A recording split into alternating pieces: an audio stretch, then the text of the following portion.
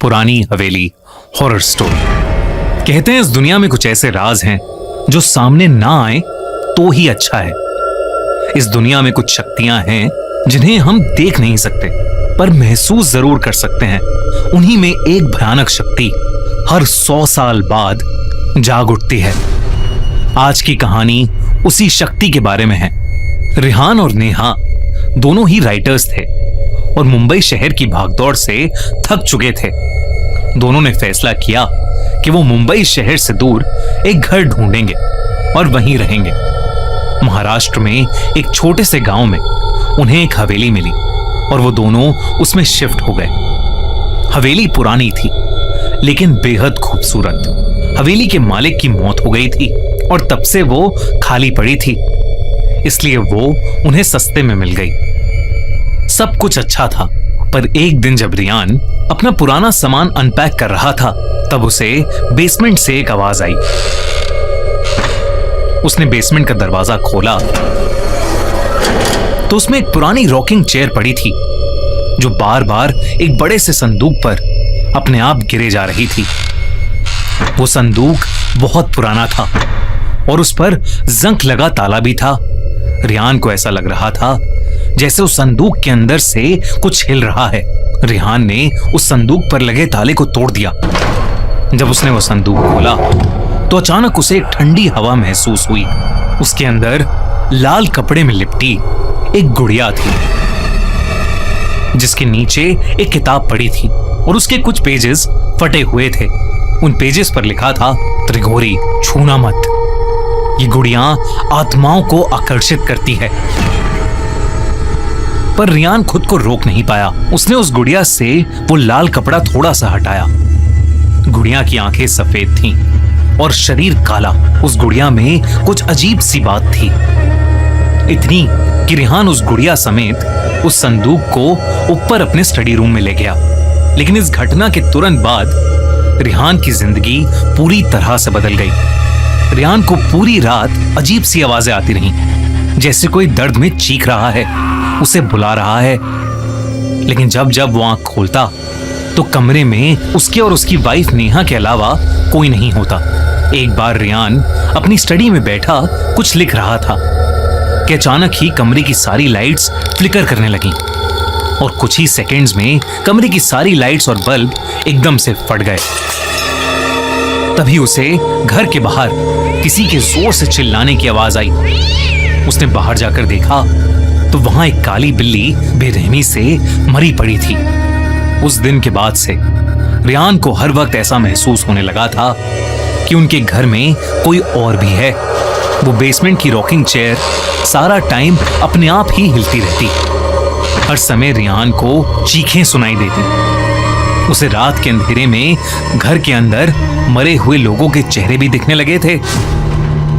वो चेहरे बेहद डरावने होते थे लेकिन पल भर में उसकी आंखों के सामने से गायब हो जाते थे। रिहान को कुछ समझ नहीं आ रहा था, इसलिए उसने ये सारी बातें नेहा को बताईं। लेकिन नेहा को उसकी बातों पर विश्वास नहीं हो रहा था। रिहान ने फैसला किया कि वो संदूक से मिली उस किताब को पढ़कर त्रिगोरी से जुड़ा राज जानने की कोशिश करेगा। रिहान सारा टाइम उस गुड़िया और उन पन्नों को पकड़कर उन्हें डिकोड करने में लगा रहता। रिहान इतना पागल हो चुका था कि वो खुद घर के आसपास के लोगों से त्रिगोरी के बारे में पूछने लगा और तब उसे किसी ने एक पंडित के पास भेजा। जब वो उस पंडित से मिला तो उस पंडित ने रिहान को कुछ ऐसा बताया जिसे सुनकर रिहान के रोंगटे खड़े हो गए।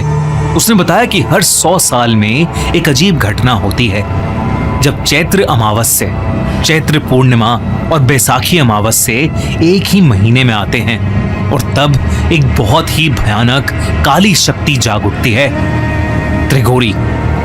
ये 3 रातें 100 साल में एक बार जब अप्रैल के महीने में आती हैं तो अपने साथ एक तबाही लाती हैं।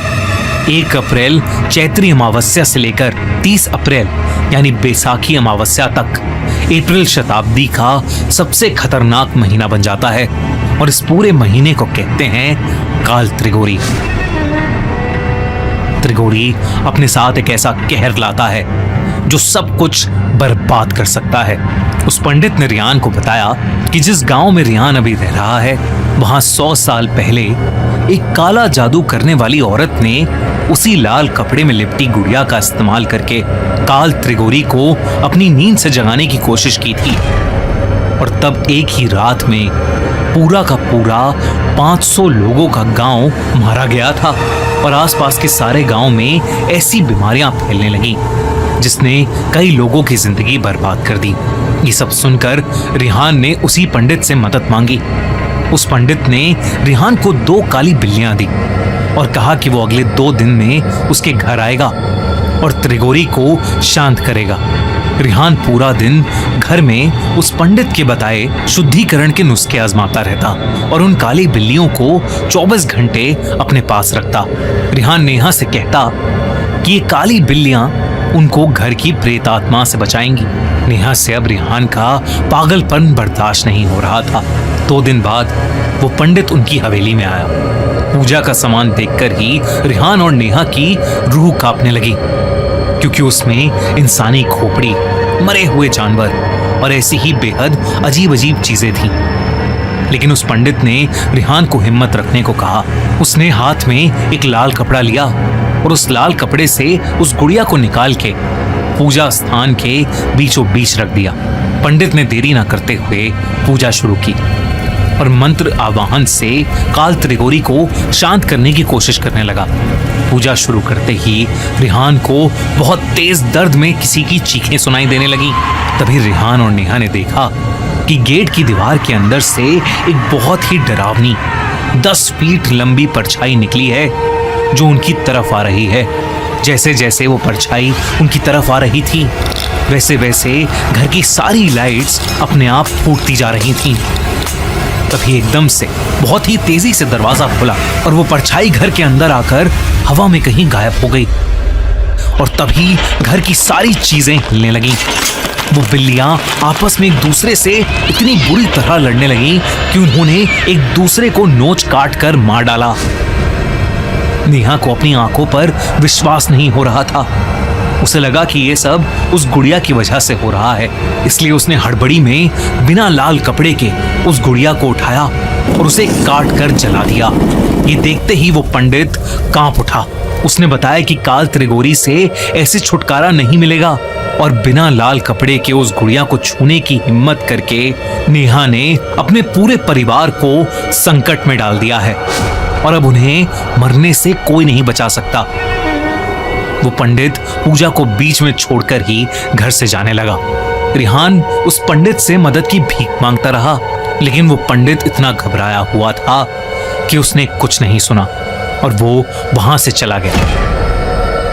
रिहान और नेहा की उस रात बहुत बुरी लड़ाई हुई। रिहान उस पूरी रात सो नहीं पाया क्योंकि उसे बार बार वही 10 फीट लंबी परछाई दिख रही थी जो धीरे धीरे और ज्यादा डरावनी होती जा रही थी। अगली सुबह उसे नेहा की चिल्लाने की आवाज आई। वो उसके पास पहुंचा। तब नेहा ने बताया कि पिछली रात उसके माँ बाप के घर में आग लग गई और उसकी पूरी फैमिली उस फायर एक्सीडेंट में मारी गई। रिहान ने डर के मारे अपना सर पकड़ लिया। वो समझ गया था कि यह सब काल त्रिगोरी की वजह से हो रहा है। कुछ ही देर में उसे एक और खबर मिली। जो पंडित उनके घर पूजा करने आया था उसे भी किसी ने जंगल में बेरहमी से मारकर छोड़ दिया था। अब रिहान को कुछ समझ नहीं आ रहा था कि वो क्या करे। थक हार कर रिहान ने सोचा कि वो संदूक को भी जला देगा, लेकिन जैसे ही वो संदूक तक पहुंचा उसने देखा कि वो काली गुड़िया वापस से जुड़ गई है और वो उस संदूक के ऊपर बैठकर उसे देख रही है। तभी फिर से उसे नेहा के चिल्लाने की आवाज आई। जब वो अपने कमरे में गया तो उसने देखा कि नेहा के हाथ में एक चाकू है और उसके पीछे वही 10 फीट भयानक लंबी परछाई। नेहा रिहान को देखकर पागलों की तरह हंस रही थी। इससे पहले कि वो कुछ समझ पाता, नेहा उसकी तरफ भागी। गांव वालों को कई देर तक उन दोनों के चिल्लाने की आवाजें आईं। जब वो लोग उनकी मदद करने पहुंचे तो उन्होंने देखा कि हवेली खुली पड़ी है और हवेली की सारी दीवारों पर खून से काल त्रिगोरी लिखा है। जब गांव वाले हवेली की बेसमेंट में गए तो उनके रोंगटे खड़े हो गए, क्योंकि वो दोनों पति पत्नी घर की बेसमेंट में बेजान पड़े थे। पुलिस की इन्वेस्टिगेशन में उन्हें रियान के स्टडी टेबल पर उसकी डायरी मिली, जिसमें उसने पिछले कुछ दिनों में जो कुछ भी उनके साथ हो रहा था वो सब लिखा था। लेकिन जब पुलिस ने पूरा घर छाना तो उन्हें वहां ना ही कोई संदूक मिला और ना ही कोई गुड़िया, बस दीवारों पर बड़े बड़े खून से लिखे हुए 2 शब्द, काल त्रिघोरी। दोस्तों, आपको क्या लगता है कि क्या है काल त्रिघोरी का रहस्य, और क्या होगा जब वो 100 साल बाद वापस जागेगा? अगर आपको इस इंडियन फोकलोर लेजेंड और राज के बारे में जानना है तो देखिए नई हॉरर फिल्म काल त्रिघोरी, जो थिएटर्स में ऑलरेडी रिलीज हो चुकी है। तो डोंट मिस आउट ऑन काल त्रिघोरी। और अगर आपको ये वीडियो अच्छी लगी तो हमारा चैनल खूनी मंडे सब्सक्राइब करना बिल्कुल मत भूलना।